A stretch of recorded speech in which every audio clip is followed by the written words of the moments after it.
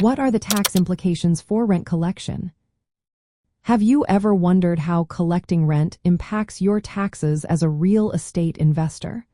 Understanding the tax implications of rent collection is key to managing your investment properties effectively.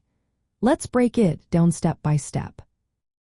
When you collect rent from tenants, that money counts as taxable income. This means you need to report all rental income on your tax return for the year you receive it.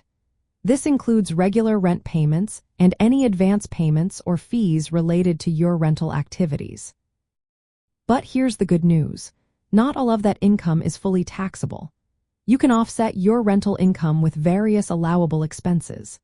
These expenses must be ordinary and necessary for managing and maintaining your rental property. Common deductible expenses include property taxes, mortgage interest, property insurance, repairs, maintenance costs, property management fees, and utilities you pay as the landlord.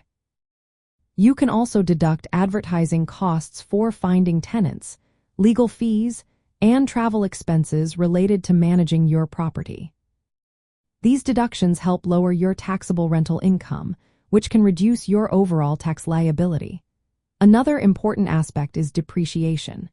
This allows you to deduct a portion of the property's cost basis, excluding land, over its useful life.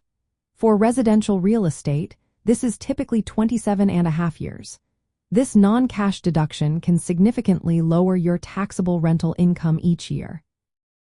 Now, let's talk about passive activity rules. The Internal Revenue Service generally treats rental income as passive income. This means if your rental activity results in a loss, you usually cannot use that loss to offset other types of income, like wages or salaries. Instead, those losses can typically only offset other passive income. However, if you actively participate in managing the property, you may be able to deduct up to $25,000 of rental losses against non-passive income, subject to income limits. For real estate professionals who meet specific criteria, rental activities can be treated as non-passive, allowing broader use of losses. It's also important to consider at-risk rules. You can only deduct losses up to the amount you have at risk in the property, meaning the money you stand to lose. For most small investors, this is not a limiting factor, but it can apply in more complex investment scenarios.